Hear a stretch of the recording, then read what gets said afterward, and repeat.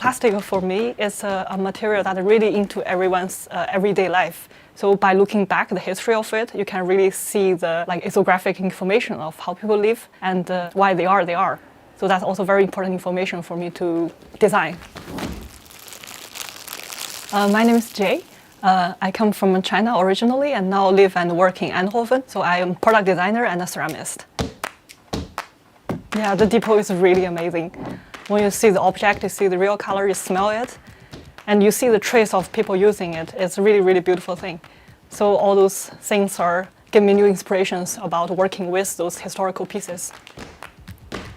Always been a long time for me to actually looking back in the history to finding the answer for the future.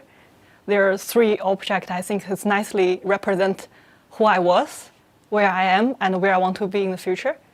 So there's basically the stamp and ink in a way reminds me how I grew up, as my mom is an accountant and working at home. So that's a little bit of where I came from, the culture. And the pieces, the one give me so much questions, the water bottle with the basket. It's raised a lot of question and curiosity to dig into research. And the bamboo telephone thing, it kind of reminds me the way how I work. I have to basically find the narrative, pass it along, and to be something able to resonate to a new narrative. So basically, after back from the depot, I start to reflect the thought I have about how the vulnerability of the story, basically, and it reminds me story can exist in a lot of different forms.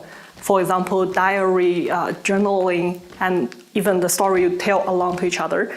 And that is basically cultural heritage in very small scale. So basically, one point I start to work on these 3 words. I got inspired from plastic record, is to contain the story, transport story, and protect the story. Because ceramic is actually one of the materials that lasts really long in history. From that point on, I will start researching in which way I can let my participants start journaling on a material with ceramic based. And that led to porcelain paper. After it's fired, it stays very, very thin. So still have this very breakable character there.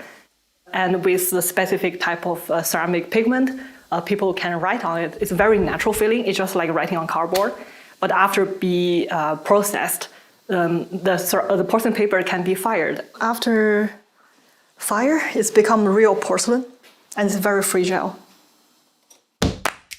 But the part of it's actually a fragile material I'm already accept. It's just like I accept our human being story is kind of fragile as well.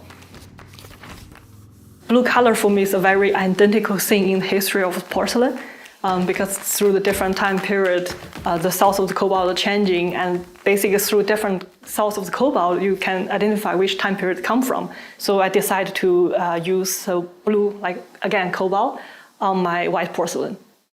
But later on, I also realized, I need other people's story, and it's handwriting. It's all characters. They're all from people, first step, first perspective. So actually, I ask people to say, if you write a sentence for a stranger, what are you going to write? I want to collect a story which people could contribute to the society back with their own perspective about this moment of the life on this world. And so not only Dutch, but I get Hebrew, I get Hindu, I get Suriname. So some of the language you can know what it means, and some you have no idea. And that's also kind of remind you that you don't know yet for a lot of things. Yeah, and keep this kind of attitude, I think is healthy.